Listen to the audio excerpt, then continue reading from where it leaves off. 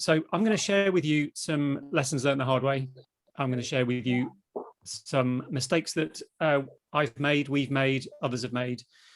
I'm going to talk about okay OKRs and not okay OKRs. Hat tip to Radiohead for that. Okay, not okay computer. So let me share my screen.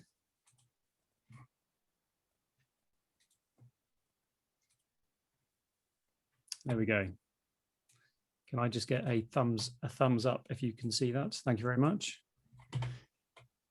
Great. So great introduction by Stephen.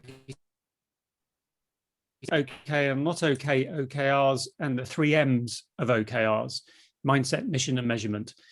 As per that PMO is dead, long live the PMO talk from 2018, I've had experience of implementing OKRs at scale across tens of thousands of people, across multiple business lines, and then subsequently in, that was in financial services, and then subsequently in multiple other industries and multiple other organizations.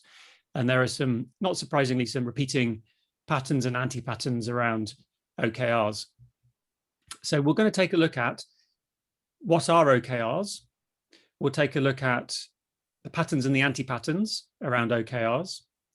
We'll take a look at OKR alignment. So particularly when you are working in a large company, you need to align OKRs. So we're going to take a look at that. And then we'll take a look at how to get started or how to get restarted. And then we will have, this will take roughly 15 minutes, 15 or 20 minutes, and then we'll have time for Q&A and discussion. So first of all, the popularity of OKRs very clearly is rising. It's now a term that most people have heard of. And I had a look on Google Trends and I compared, and this is globally, how frequently is the term OKR searched for versus balanced scorecard. As you can see, around about the end of 2018, OKRs is now a more searched for term than balanced scorecard. This one I was very pleasantly surprised with. Again, around about the end of 2018, there are more searches for the term OKR than there are for portfolio management. I found that one quite fascinating and actually quite pleasing. And then I did a Google for OKR certification. And for those of you that might have seen one of my lightning talks, you will maybe not be surprised that there are pages and pages and pages of OKR certification. So if you want to be a COP, a certified OKR practitioner, it's available for you there. A true sign of the hype cycle. So what are OKRs? And OKR stands for objective and key result. And there are the 3 M's of OKRs. This is some terminology that I've come up with to help emphasize in particular the first point, which is mindset.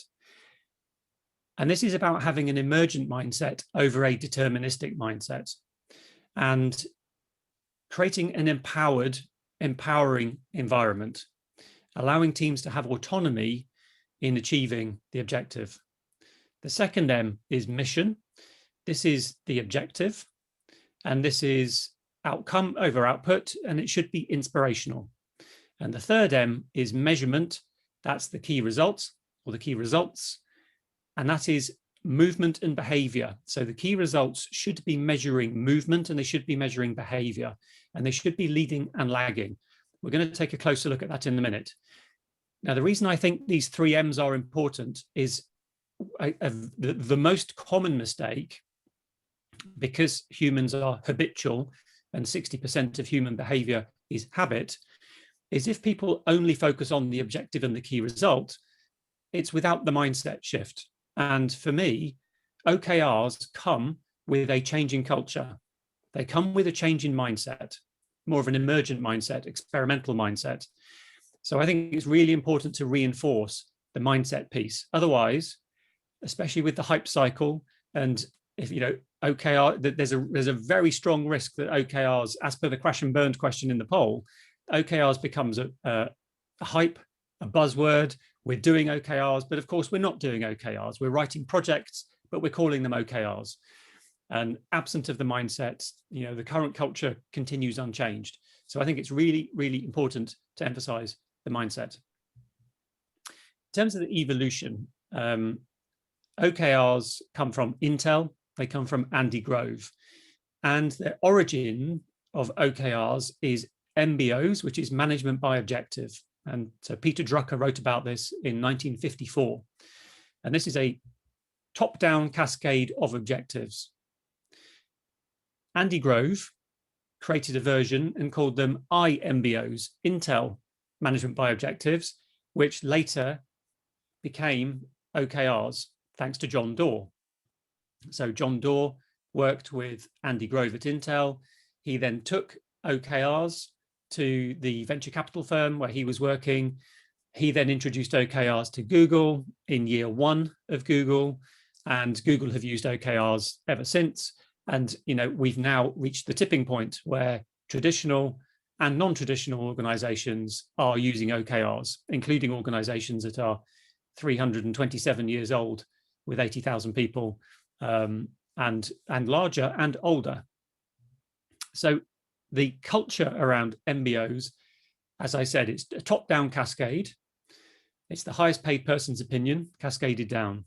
The focus of MBOs tends to be on output and tasks, divided all the way down into your performance appraisal, which is, here's your little slice of objective to achieve as an individual, typically articulated as output. They are annual. There's an annual process. They're private and siloed. They are risk adverse. And there is a command and control culture. So on the risk averse point, typically it's a case of we're going to under promise in order to over deliver. So you end up shooting for mediocrity the whole time. On the private and siloed point, typically they are hidden either in performance appraisal system or in a PowerPoint deck somewhere, but they are not easily searchable or findable. With OKRs, they are both top down and bottom up. So at each level in an organization, and when I say level, I mean value stream. I don't mean hierarchy by job role. At a company at the top level, the executive committee should be, part of their role is to articulate, with input from colleagues and markets and other external input, to articulate the strategic priorities for the organization. At the next level of nested value stream down, let's say this is a bank, let's say it's investment banking, the leaders for investment banking should be putting together their particular slice of strategy outcomes to achieve aligned to the group wide. Next level down, let's say it's equity trading leadership, multidisciplinary team, business plus IT plus compliance plus product plus pricing, should be also involved in what are our objectives aligned to the investment bank objectives, aligned to the group objectives, and so on, down to the team level and quarterly outcomes.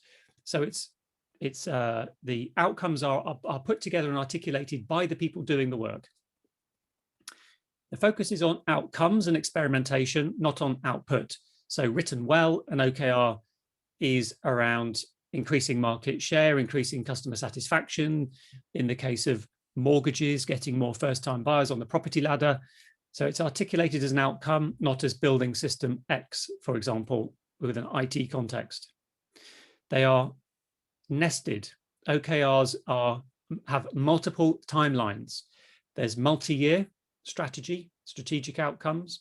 There's annual outcomes, which are also a slice of strategy. And then there's quarterly outcomes. And again, they have alignment. They should be transparent.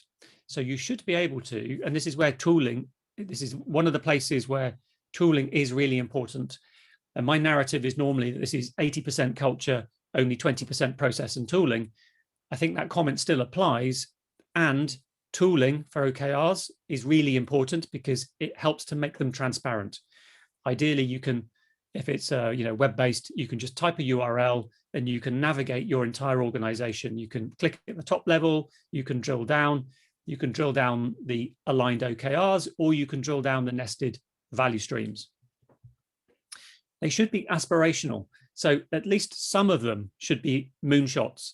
It is difficult for an organization that is used to shooting for mediocrity, under promising to over deliver. It is very difficult and not realistic to expect an organization to start writing moonshot OKRs every single time. It'll take quite a long time for that culture to change. However, you may have some committed OKRs, for example, regulatory work, which is not negotiable, externally set.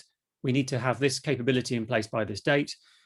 You might have some, ideally you will have some, which are aspirational moonshots, and achieving 60, 70, 80% of it is a job well done.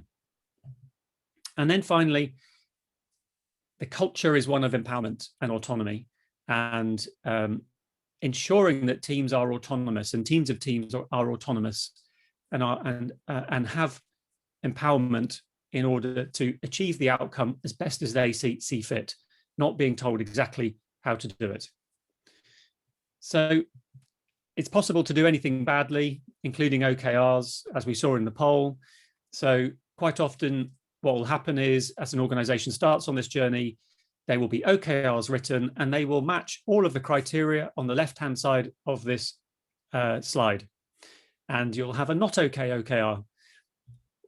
The characteristics on the right are an okay OKR. And I think it's important to recognize that it takes time. It takes time with a charitable intent. It takes time for people to unlearn and relearn, for people to unlearn old behaviors and relearn new behaviors.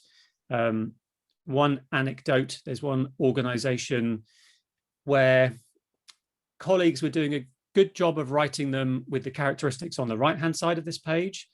However, when those OKRs were collected by the PMO probably, I'm sure obviously with a charitable intent, ended up rewriting them to kind of match the criteria on the left-hand side of this page. So it takes time, and it's an unlearning and relearning journey. Now we're going to take a closer look at the patterns and the anti-patterns. So this is an example of an okay OKR, and this is the objective here is to have #1 market share in Latin America. You can see 5 key results there. So the patterns, first of all, this is an outcome over output. This is achieving #1 market share. It is not about exactly how we're going to do it. So teams are free to figure out for themselves the best way to do it and to experiment. It is inspirational and aspirational. We want to be #1 in Latin America. Regarding the key results, the measurement, they are all measurable.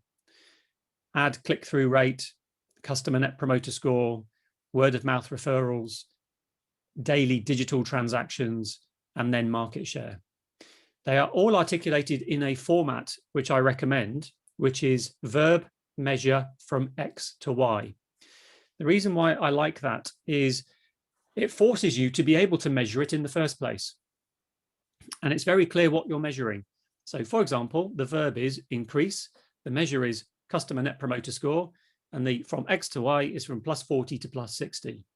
So that's crystal clear as to what you're measuring. And also, like I said, most organizations, when writing OKRs, write key results which are either not measurable or are not being measured. And so quite typically you'll get to the end of a quarter and it's like, well, it's just like an opinion and finger in the air and we don't really know because we haven't been measuring it. So I think that's quite a good format to get into the habit of using. The key results should have measures of human behavior in them, changes in behavior, because if they don't, if there is no change in behavior, there will be no change in the outcomes. For example, advertising click-through rate, that's a change in behavior. We've got more people clicking on an online advert. Word of mouth referrals, #3, that's a change in behavior. An increase in online transactions is a change in behavior. So that's an important characteristic to think about. The next one is it's important to have leading and lagging value measures, leading and lagging key results. If you don't have leading key results, you won't have an early indication as to whether you're on the right track or not. And agility, agile and lean is all about minimizing time to learning. How quickly can we learn? So numbers 1 to 4 are leading indicators. Have we got more clicks on the advertising? Is the Net Promoter Score going up from our current offerings and our service levels? Are there more word of mouth referrals? These are all leading indicators to what we assume will be a lagging indicator of market share, because we think that if numbers 1 to 4 are happening, in particular number 4, we've got more online transactions, we would expect our market share to go up. They provide the early and often feedback loop. Also, key results are measures of movement. They are not static. And this is the difference between key results and KPIs. KPIs are more like health measures. They're more like heart rate. A key result is measuring progress. So for example, how far have we traveled? You know, we want to go from London to Edinburgh, or from Sydney to Melbourne, or from Wellington to Auckland. So they are measures of movement. KPIs tend to be health indicators, and typically we'll either have a range to be within, but we're not looking for movement on a KPI. On a key result, we're looking for movement. They also should be measures of value added incrementally. We should be able to slice this. This is an annual OKR, so this should be sliced into quarters, which should further be sliced into monthly experiments or initiatives or epics, which are then sliced into stories. We should be able to, these measures should enable us to see progress on a regular basis. So we should be able to slice them into slices of value. So we should see Net Promoter Score incrementally going up, referrals incrementally going up, the click-through rate incrementally going up. And there should be no more than 3 to 5 key results per OKR. If there are more than 3 to 5, you can end up in metrics hell if you have too many things to measure. And business and IT as one. It's not a case of having a business OKR and an IT OKR. Even things that you think might be IT only OKRs, for example, provisioning of cloud, should still be a business and IT OKR, because it forces the hand of articulating the business value. So what is the value of cloud? We can get things to market more quickly. We can increase customer satisfaction and so on. Now, an example of a not okay OKR. So for this one, it's output over outcome. Deliver project platypus. Platy what? And quite often when I'm talking to people at organizations and projects are running and they have a name like Project Platypus or Project Alpha or Project Athena, people have forgotten what the actual benefit of that project is, what the intended value is. And people can't, I say, well, what's the outcome you're trying to achieve? And then I'll generally get a blank look back because it's, well, I don't know, we're just following the project plan, or we're doing the project. It's not inspirational, and the duration is not clear on this objective. In terms of the key results, it's a task list, 1 to 11. It's a list of tasks. They're not measurable. There's no measures of a change in behavior. There's no measures of value. There are no leading indicators of value. There are too many key results. There's 11 of them. It's IT only. What's the business value? So that's an example of a not okay OKR. Pretty much a Gantt chart written out like an OKR. On to the mindset. So patterns around mindset. OKRs are as much a philosophy as they are a framework.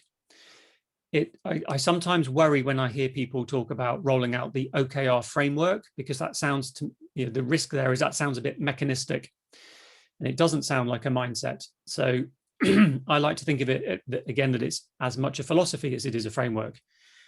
It's culture over process. Watch out for new labels on the same old behavior. It's about emergence, experimentation, and empowerment. OKRs should be top down, bottom up, and sideways. Less is more, no more than 3 to 5 OKRs per value stream. And this assumes that value streams are nested for a large organization. There should be a regular cadence on the OKRs, a reflection and pivot. They need to have a heartbeat. If they If they're written and they sit on a shelf, you're not doing OKRs. There needs to be a regular reflection and a regular feedback loop on them. And again, it's business and IT together delivering business outcomes, not separate business and IT OKRs. Now on to alignment. So for large organizations, the starting point is your quarterly OKR. Break that down into monthly experiments. I like the word experiment because for unique change, for human organizations, which are complex adaptive systems, the future is unknowable. So the reality is they are experiments. You could equally, if culturally that's a difficult word to use in your organization, you could use the word initiative or epic. They are a collection of stories. So you're slicing, rather than eating the elephant whole, you're slicing the elephant into smaller slices, ultimately to elephant carpaccio. Those OKRs group up into annual OKRs. Now you'll have multiple annual OKRs. So we're now we're getting into strategy now. So what are our annual strategic objectives for a 12-month period? For a large organization, that will group up into multi-year OKRs. So for business unit 1 on the left, what are our approximately 3-year strategic outcomes? Business unit 2 on the right. And then for a large organization with multiple business units, group wide, what are our top 3 to 5 strategic objectives? So then you've got very clear alignment. You can be an individual implementing a 2-hour task down at the bottom of this picture. And in the tooling, you can click, click, click. You can see how that aligns to the quarterly outcome, the annual outcome, the multi-year outcome, and the group-wide outcome. And you are best placed to innovate at the front line, closest to the customer. So on the left, you've got top-down and bottom-up. Japanese companies have been very good at this. It's called Hoshin Kanri in Japan. Western companies have been very bad at this, where it tends to be one way, one directional strategy, top-down, with no debate or little debate. And there is continuous strategy alignment. So you've got that constant feedback loop, ultimately a daily feedback loop on your multi-year strategy. On the right, you've got regular value realization. You can articulate on a very regular cadence, worst case monthly on your quarterly OKRs, you can articulate what value you're realizing. For finance, in my experience, finance love this because from a financial perspective, you're getting a very regular and often feedback loop on the value that is being realized from the investment. And you can have the cheapest cost of failure. So an example, if we take a luxury brand like Louis Vuitton or Chanel or Burberry, the goal is to be the top 3 most valuable luxury brand in the top 3. Now, one of the value streams is fragrances, and the objective is to be a top 5 global brand. One of the other value streams, business units, is luxury bags. The goal is to be top 3 market share in China. Double click on that. Within luxury bags, there's the handbag value stream, and the objective is to increase market share in China. And within that, increase market share in Shanghai in the first 3 months. The experiments, for example, could be an online promotion and employing some social media influencers to take photos of them with our handbags and post them on Instagram or WeChat in China. So that gives you an example of how kind of you're slicing the objectives in order to achieve the overall strategic objective. And finally, how to get restarted. So how to get started or how to get restarted. Think big, start small, and start. A mistake that I've made in the past is we took too long. We took too long trying to kind of design it and everything else. Have an agile mindset, have a bias to action, think big, start small, and just start. You will get it wrong. Know that you will get it wrong. Tell everyone that you'll get it wrong, and tell everyone that you're going to iterate and learn. Again, it will take 3 to 4 cycles before you start getting in the groove.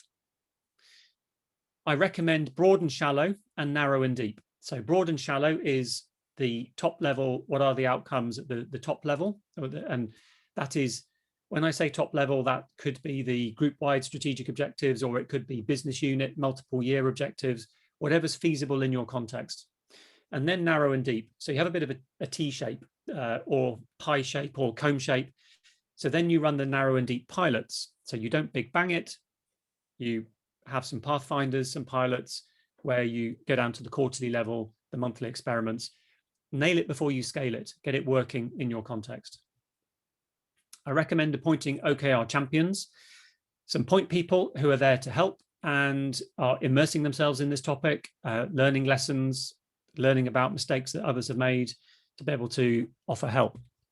And also actually to connect the dots, to be a bit like a bee carrying pollen around, to be able to connect the dots between different teams and business units.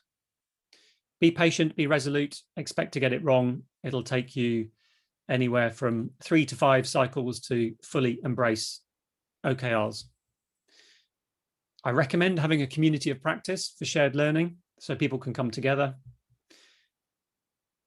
Expect a reinvention of the PMO to the Value Realization Office.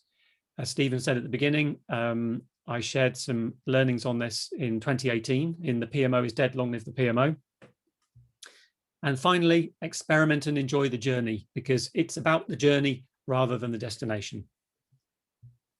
Thank you very much. And now we have time for Q&A. Excellent. Thanks, Jonathan. That was fantastic. Absolutely brilliant. Just looking at the chat, just again, we sort of got people to feed some questions through, but there's very little coming through at the moment. So again, obviously, I'm sure there's loads of questions here in the audience. And just, we've got John here, so I think we've got to try and make the most of this. Just one question I have, Jonathan, just how important is data capture when it comes to this? Because when we look at those key results, a lot of them is we've got to have the measures there, isn't it, in terms of capturing the data and having the data available? Yeah, super important. And that's, in my experience, that's a key role that the PMO plays, or the reinvented PMO. So the Value Realization Office is part of the responsibility of the PMO supporting the organization in the articulation of value, is to help pull together the key results, and also to help pull them together. If you've got a good tool, the tool will do a lot of it for you. Or in terms of reporting and making the trends on the data visible, good tooling will do a fair amount of the heavy lifting. And also in terms of needing some people to support this in the organization, in my experience, this is the reinvented PMO, the Value Realization Office. And you will probably need help, almost certainly need help from a data team. So in the past, I've had a small team, 2 or 3 people, and all they did was was actually implement the technology to gather the data. So automated as much as possible where we could. Excellent. Oh, thanks, Jonathan. Yeah. So Jonathan, sorry, Jonathan, it's Tony Christensen. Good to see you again. Hi, Tony. You gave a really great articulation of essentially enterprise-wide OKRs and the breakdown down to team-level experimentation. So that was a nice hierarchical breakdown. Do you have a view on how that then relates to the work breakdown, such as stories, epics, and so on, and how they align and map to each other? You gave a couple of references to epics, but I'm just wondering if you could be a little clearer as to how you relate your OKRs to the work that then is done. Yeah, so in that picture, I had the quarterly OKR, Tony, and then the double click on the quarterly OKR, I had the word experiment 3 times. Yeah. And that was the monthly slice of the quarterly OKR. And that word experiment, you could equally use the word epic in that place, or initiative in that place. Some organizations use the word feature in that place. I don't like the word feature because I think that prematurely leads you to think about features. I like the word experiment. So that's the link, Tony, from you've got the quarterly OKR, which is an outcome hypothesis, but then June, July, August, that's actually what experiments are we going to run. Yep. So now we're getting into the work, and then that breaks down into, if you're doing iterations, they will break down into weekly or 2 weekly iterations, which will break down into stories, which might break down into tasks. Yep. And when you have the tooling set up, which it just becomes so powerful, because like I said, you could be working on a 1-day story, and you can literally click, click, click and see how that 1-day story aligns to the 5-year strategy. Yeah, that's exactly where my head was going, was tracking actual delivery back to the impact on the OKRs. Yeah. So then if I'm allowed a second question, you referred to the tools. Do you have a pet set that you have found successful? In the past, and this was, there's been a surge of new OKR tools recently, funded by VCs. In the past, this was back 2015 to 2018, we used Rally at scale, and it worked. It works. It worked well. We customized the language, because I don't quite like the language that out of the box that it comes with. It is enterprise scale. It's now owned by Broadcom. And the most important thing around the tooling, you need 2 hierarchies. You need your OKR aligned hierarchy, and you need your value stream hierarchy. So the reason I'm doing this with my hand, you've got 2 pull down menus you need to be able to choose from. That's really important, because it's the intersection in terms of, Tony, you'll be familiar with organize the work and organize the workers. Yes. So those are the 2 dimensions. Organizing the workers is the value stream hierarchy, nested. Organizing the work is the nested OKRs, and they intersect. So there was a picture I didn't put up, which is the intersection of the 2. So with the right tooling, you can click on, you can basically navigate your way to any intersection of equity trading annual, equity trading quarterly, retail bank annual, credit card quarterly. You can navigate in the grid, if you like. Other tools, just 3 things: Purdue, Cohen, Ali.io. So those are the new kids on the block. And that, like I said, there's VC money behind these. So there is a new set of OKR tools. Thank you. Excellent. I see there's a question there for Edmund O'Shaughnessy. If you want to come off mute, it's better if you ask it yourself, then Edmund. To Jonathan. And Stephen, I noticed that Brees has got his hand up as well. On Brees, yeah, and Brees next, yeah. So Edmund first, and then Brees. Thanks.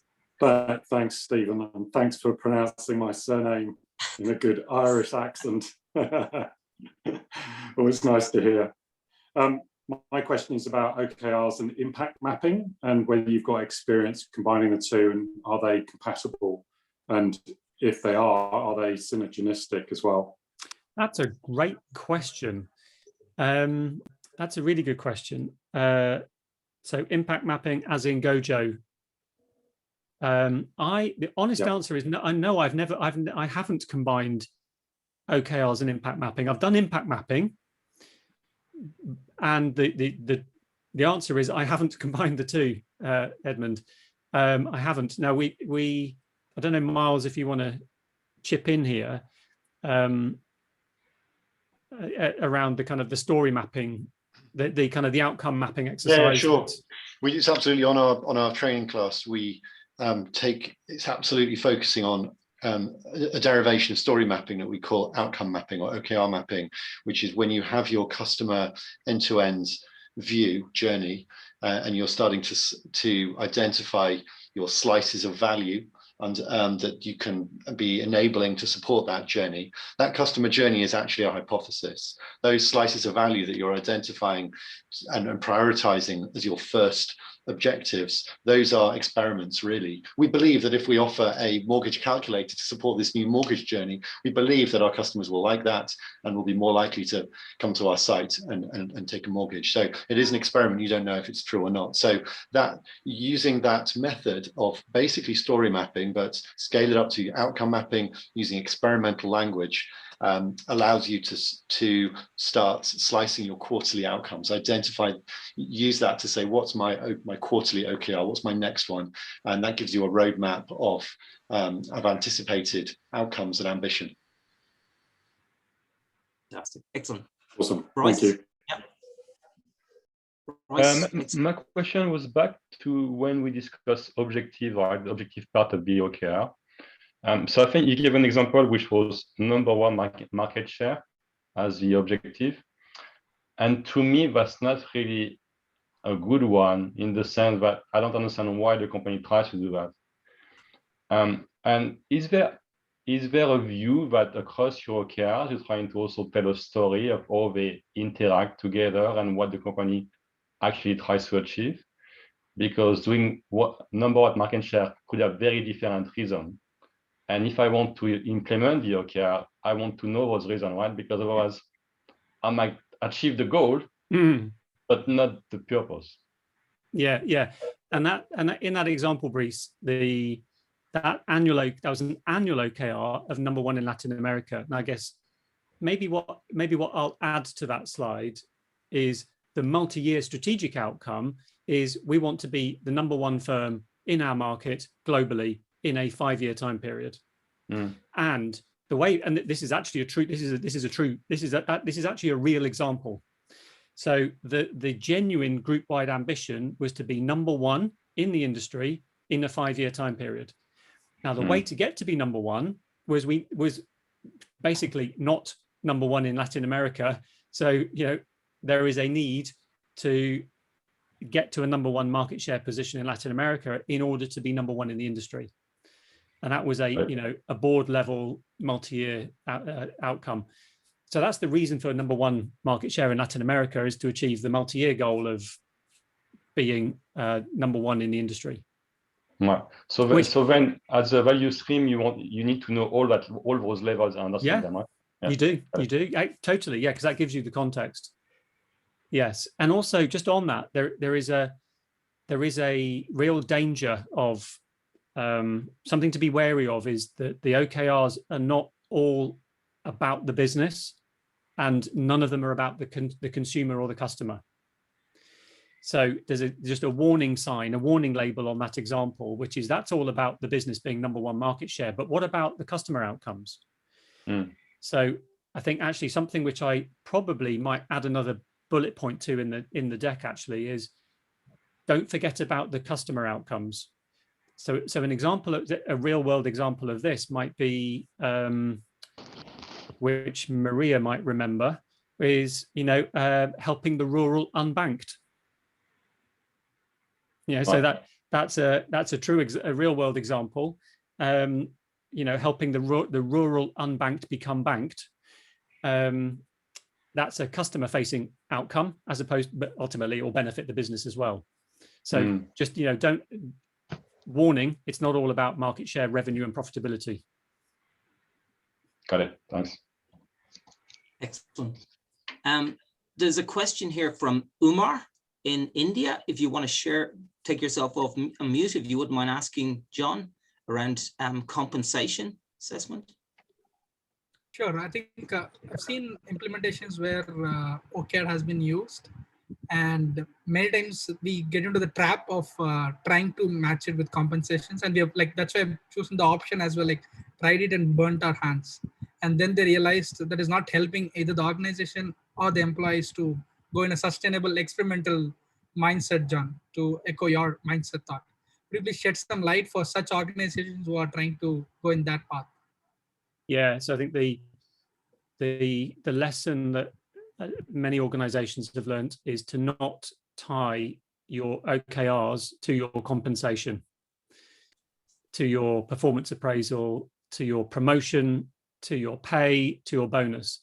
Because if you do, you'll end up with typically some pretty negative behaviors. And what will happen is there's a risk that people step over the grey boundary of what's ethically right and what's ethically not right, and objectives will tend to be achieved at almost any cost. Examples of this in financial services is LIBOR rigging, FX rigging. You know, we saw in financial services, Wells Fargo mis-selling scandal, you know, creating fake customer accounts. Yeah, because people were incentivized so much on the goal of we want more customer accounts or whatever it was, it led to unethical behavior. So instead, performance appraisals should be much more around behavior and values. So as an empowered autonomous team, the performance appraisal should be, you know, are you a good team player? Are you contributing? Are you stepping in and helping people? You know, are you bringing in new learning elsewhere from the organization and externally? So it should be much more, I think, performance appraisals much more around the behavior and the characteristics, you know, the values that you're adding to the team. So reward the behavior rather than the output. Correct. Correct. And also a follow-up question, like predominantly also people are starting first, go into the trap of comparing what's the big deal. It's just a KPI in a different form and shape. What are your thoughts on that? I know there are several material on the internet, but just want to give a very succinct response to a C-level executive or a director of a BU who wants to experiment with this OKRs. Yeah, as I mentioned, KPIs are health indicators. Typically, they might have a range. So this could be, you know, it could be straight through processing breaks, reconciliation breaks. It could be customer complaints, but they typically, they're a health indicator, heart rate. It's a health indicator. Key results, however, are different. Key results measure movement and behavior towards an objective. They measure movement. So for your KPI, you don't really expect it. The reason I'm doing this, you don't really expect it to move much. You know, there's a range, an acceptable range, and you might have tens or hundreds of KPIs, but you should limit the amount of key results you have, because you're going to need to limit work in progress, you know, stop starting, start finishing. And so the key results are measuring movement. Now it might be that some of the key results are some of the KPIs, because you might, you know, one of your objectives might be, I want to decrease my resting heart rate by getting fitter. So therefore, you know, that KPI, which is also a key result, goes down. Also, what you'll find is some of the key results, in my experience, what I found, some of the key results are things that should be KPIs that we're not measuring. So you start measuring them to articulate your movement on the objective, and they end up becoming a KPI. Okay. So basically, to take an analogy, kind of cockpit in an airplane is a KPI, whereas the movement of that airplane from one place to another, the destination that it reaches, although objective is to start a new job or start a new life in another country, probably that movement is what a key result, and that achievement of that impact in the life that we have is an objective. Can I take that as an analogy? Yeah, kind of like the oil pressure or the fuel pressure on the gauge is in an acceptable range. You know we're not going to crash. Yes, key result is, you know, we're 14 hours into our 16-hour flight. Great stuff. Okay, super. Thank you. Okay. Just, I'm very conscious of time here. There's one, Miles, I think, just to interrupt quickly, I think we've probably got about another 5 minutes to go. But Miles, you wanted to just mention something to the whole community, I think, while we've got everybody on now. So I'll just hand over briefly to you, if that's okay. Yeah, sure. Thank you, Stephen. So just a quick one. I put into the chat stream a BVSSH quarterly pulse check. This is an event we're running on a every 3 months basis. It results in a report being produced, a short report on the blog that you can use in your organizations if it's of help. We think that it is of value for the community to surface more data around ways of working in organizations globally. So there is there's a request really, if you have a moment, please, we'd value your input to that pulse check. And tonight, anyone who's able to complete that tonight, we're offering a lottery of a free copy of Sooner Safer Happier as a bit of a prize, and also laptop stickers for everyone as well. So a bit of incentive there. But if you were able to, I'll just repost the link there if that's of a thing that's possible for you. And appreciate your response if possible, please. Okay, great stuff. Thanks, Miles. Okay, and just one or two last questions, and then we're going to have to wrap up, because I know Miles is going to we need to finish this probably about a minute before the hour. John Marshall had a question in there. John, if you want to come off mute and ask to the group, to John, that'll be fantastic. Thanks. Thanks, Stephen. I had two actually, but in the interest of time, I'll just ask one. So this is thanks for the talk, John. I just wondered, to implement this fully, I'm expecting you need the CFO as an advocate. Have you seen this in other companies, of that transition from a traditional finance stewardship type role to one that really embraces this and it becomes real? Because that's where I'm full disclosure, I'm a finance guy. That's what I see as a little bit of a roadblock to implementing this. Yeah, I think, John, I think there's, oh, where have you gone on my Zoom? You just disappeared. Oh, there you are. There you are. So I believe there is a certain amount you can do within a bubble, within an organization in terms of experimentation. However, that's not preferable. It is preferable to have the most senior leadership team possible aware of and supporting experimentation around OKRs. And the CFO, I think the kind of the finance angle in this. So you've got your OKR hierarchy.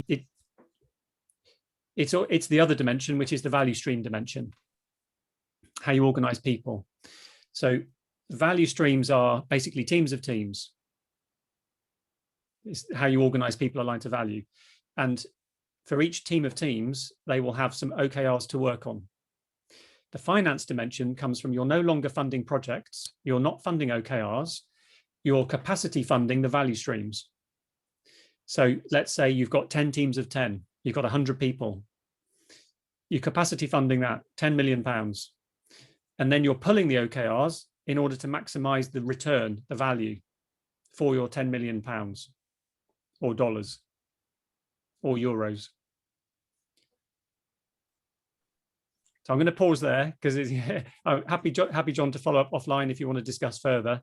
You're capacity funding the people, the teams of teams, and you're pulling OKRs to maximize the return on your investment to achieve your outcomes. So it is helpful to have finance involved, absolutely, from day one, to have basically all of the key roles, risk, internal audit, finance, compliance, basically have everyone involved from the beginning so that everyone's part of the experimentation and the learning. Oh, great stuff. Okay, listen, I'm just, again, very conscious of time. I think we're going to have to wrap it up there. Just a huge thanks to John for taking your time out. Absolutely brilliant session. And again, thanks to everybody who's taken the time out to attend this first ever BVSSH Pacific Meetup. Hopefully, if you've enjoyed it, please share it around. Like I said at the very start, we're really keen to try and get as diverse a community as possible into this group. So no, thanks everybody for taking the time out, and really appreciate your time, especially John. And we have a Slack workspace. So I think, Miles, is that did you include a link? Will people get onto the Slack, Miles? Oh, maybe he's not there. Sorry, I am here. Just went on mute for a second. Yeah, I just need to pull the Slack link, and that will help people. Okay, so basically what I'm going to say is if any of you want to carry the conversation on, feel free to either message me on LinkedIn, because I know there's loads of questions in the chat that I didn't get to answer. So Miles has just put the link to Slack. Thank you, Miles, in the chat. Feel free to join that Slack workspace, and then I think we probably have a channel, Topic OKR, If we don't, we'll create one. And Topic then feel free outcome. to ask your question. Sorry, Miles? We have a topic around outcomes. Okay, we have a channel around outcomes. So feel free to join the Slack. Any questions you still have, which are unanswered, feel free to put them in there, and then I'll answer them in Slack. Great. Okay. Thanks everyone. everybody. Yeah. Thank you. Bye. Thank you.